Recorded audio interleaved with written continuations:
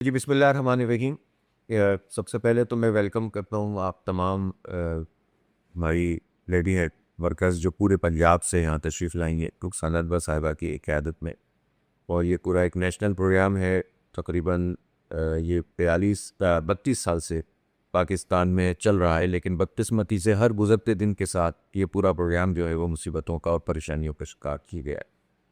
और वो lady health workers जो तकरीबन पूरे पाकिस्तान में 1,20,000 की तादाद में मौजूद हैं, और इन्होंने बहुत ज़्यादा सर्च किया है, बहुत खिदमत की है, बहुत काम किया है।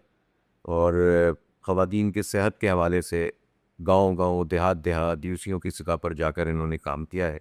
लेकिन अब सूरत हाल अमलन ये है कि 2009 से तो इनकी कोई नई भर्तियाँ ही नहीं हुई हैं, और इन लोगों को भी अपने काम में बहुत मुश्किलात पेश आ रही हैं। इनके अलाउंसेस तकरीबन ख़त्म हो गए हैं।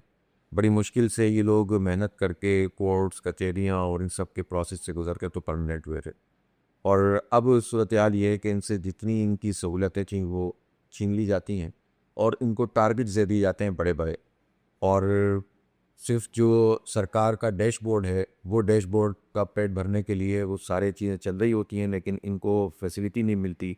इनके ज़िम्मे होता है कि ये ख़वातीन से रब्ता ख़ुद करें और उनको लेकर बेसिक हेल्थ यूनिट में आएँ, लेकिन उसकी फैसिलिटी भी इनको अब दस्तयाब नहीं होती है। तो ये अपने ख़र्च पर ये सारे काम कर रही होती हैं। कोई ये अपनी तनख्वाह में से ये सारे ख़र्च करेंगी, अपना घर चलाएँगी या लोगों की खिदमत करेंगी। ये एक बहुत मुश्किल में ये सारे के सारे लोग इस वक्त आ गए हैं। पंजाब में तकरीबन 45,000 के करीब इस वक्त ये फ़ोर्स मौजूद है, लेकिन इस फ़ोर्स को जिस तरह यूटिलाइज़ करना चाहिए, स्किल्ड लोग हैं।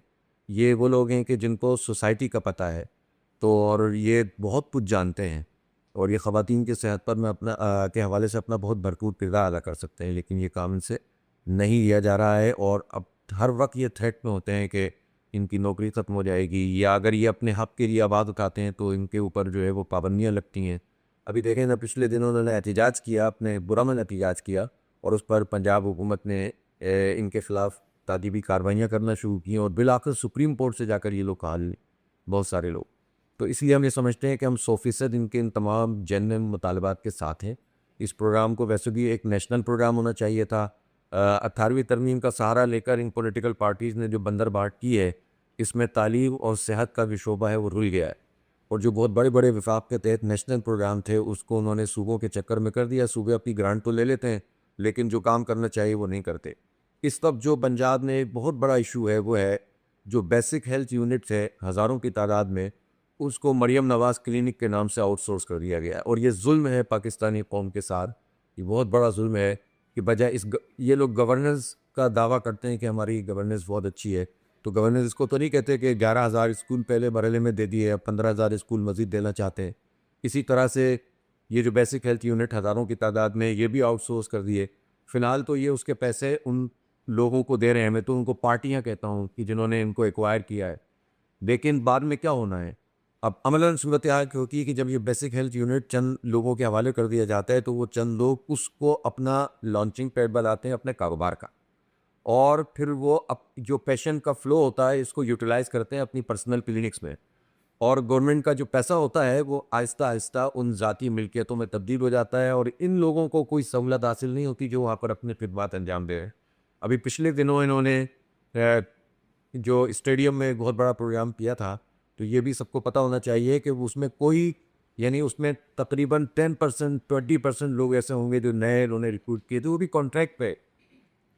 और 40-45 हज़ार लेडी हेल्थ वर्कर्स को ही बुलाकर कहा कि देखो हमने नए लेडी वर्कर्स जो है ना वो भर्ती कर लिए। तो ये धोखा और झूठ और फ्रॉड, इस सारे सिलसिले को ख़त्म होना चाहिए, और लोगों को हक़ मिलना चाहिए। ज़ाहिर है ये सरकारी मुलाजिम हैं, हम ये समझते हैं कि इनका काम खिदमत करना है, मेहनत करना है, और ये मेहनत कर सकते हैं। ये अब इस वक्त सिस्टम में आए हुए हैं, काम कर रहे हैं, तो इनमें भी अगर कोई कमी कोताही होगी तो ये पूरा करेंगे। इसका एक सिस्टम होना चाहिए, और है।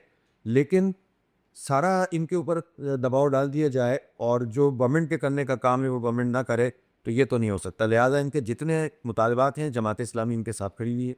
हम इनके इन तमाम मसलों को एड्रेस करेंगे। ये आगे जो भी पुरअमन एहतिजाज करेंगे, जमात इस्लामी उसको सपोर्ट करेगी। और मैं गवर्नमेंट से कहना चाहता हूँ कि अपना किबला दुरुस्त करें और चीज़ों को ठीक करें। ये सिर्फ इनका मसला नहीं है, ये पूरी कौम की सेहत का मसला है, हमारी माँओं बहनों का मसला है, कि जिन तक कोई यानी आउटरीच नहीं है, कोई पहुंच नहीं पाता, कोई उन तक जो है वो ये फैसिलिटी नहीं है। प्राइवेटाइजेशन बढ़ती जा रही है, सरकारी अस्पताल तबाह होते जा रहे हैं, बेसिक हेल्थ यूनिट आप जो है वो आउटसोर्स कर रहे हैं, तो लोगों को कौन सहूलत पहुंचाएगा? इसलिए हम बहरहाल ये हमारे हेड ऑफिस मंसूरा में तशरीफ़ लाए हैं, हमारे हल्का ख़वातीन का पूरा नज़म भी डॉक्टर उमेरा तारिक साहिबा की क़यादत में मौजूद है, और हम इंशाअल्लाह ताला इनके लिए भरपूर आवाज़ उठाएंगे भी, और इनके तमाम जायज़ मुतालबों को हम लेकर चलेंगे, और अल्लाह ने चाहा तो इंशाअल्लाह मसला हल करवाएंगे।